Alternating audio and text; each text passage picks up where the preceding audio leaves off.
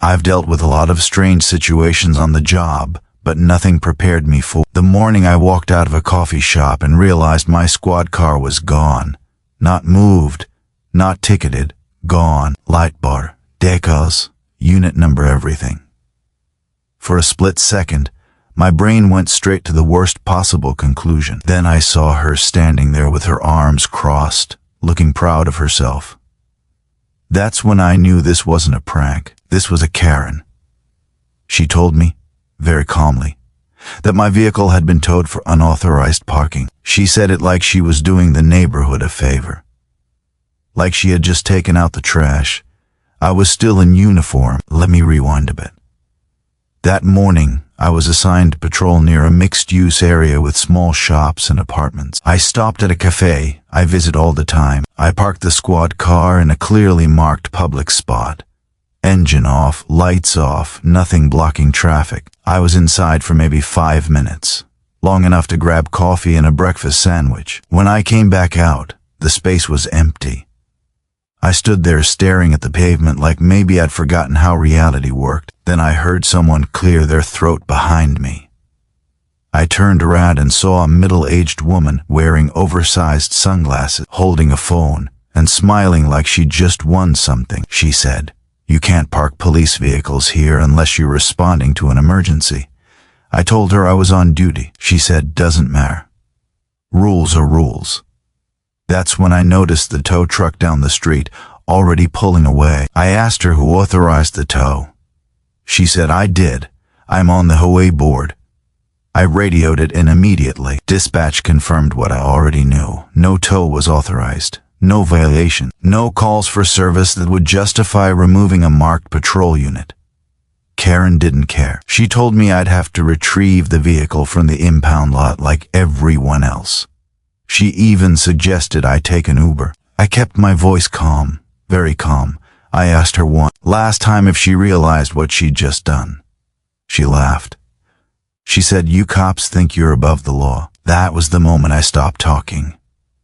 Before I go any further, if you like stories where entitled behavior meets real consequences, go ahead and like the video and subscribe to Karen's Stories Daily. Trust me, this one escalates fast. And the ending is something you don't see every day. Back at the station, things got quiet in a way that only happens when something serious is unfolding. My sergeant listened, asked a few questions, and then picked up the phone. 10 minutes later, the chief was involved. He asked one question. Was the vehicle marked? Yes. Was it on duty? Yes. He paused and said, "That's a felony." Turns out, towing a police vehicle without authorization isn't just an HOA issue. It's considered theft of government property, and depending on intent, it can escalate even further. The chief didn't raise his voice. He didn't get angry. He just grabbed his jacket and said, "Let's go educate someone." We drove to the impound lot together. The manager there was already nervous. He showed us the paperwork. The tow request came from a private individual, no city approval. No police authorization, just a handwritten note claiming the vehicle was illegally parked. The chief asked who signed it. The name matched the HOA board member, Karen. That's when the chief asked dispatch to pull her information. The chief didn't rush. That was the part that stuck with me. He stood there in the impound office, hands in his coat pockets, reading the tow slip like he had all the time in the world. Then he folded it once, neat and precise, and asked the manager a simple question. "Did you personally see the person who authorized this tow?" The manager nodded and pointed to the signature. The chief thanked him, asked for copies of everything, and then turned to me and said, "Let's go have a conversation." We drove back to the neighborhood in an unmarked unit. No lights, no sirens, just quiet. When we pulled up, Karen was already outside, pacing near the curb like she was waiting for applause. She spotted us and smirked, clearly thinking she was about to win round 2. She started talking before we even stepped out of the car, complaining about how police vehicles intimidated residents and how she had every right to enforce HOA rules. The chief let her finish. Then he asked her one question. "Did you authorize the towing of a marked police vehicle?" She puffed up and said yes. Loudly, proudly. She even added that she'd do it again. That's when the chief's tone changed. He explained, calmly and clearly, that the vehicle wasn't just a car. It was government property. On duty. Logged into the system. Removing it without authorization wasn't a parking dispute. It was theft. He told her the specific statute. Grand theft auto, a felony. She laughed at first. Thought he was bluffing. Then he asked dispatch to step out of the car. When she saw the cuffs, the color drained from her face. She started backtracking immediately, said she didn't know, said she thought HOA rules applied to everyone. Said she was just doing her job. The chief replied, "Your job doesn't override state law." Neighbors started gathering. Phones came out. You could hear the shift in the air when people realized this wasn't a warning. This was real. Karen's voice went up an octave. She demanded a lawyer. She demanded to speak to the mayor. She demanded the chief's badge number. The chief gave her his full name. Then he told her to turn around. She resisted just enough to make it worse. Not violent, but stubborn. Insisting she was being treated unfairly. Insisting she was the victim. The cuffs clicked shut anyway. As she was led to the car, she locked eyes with me and hissed, "This isn't over."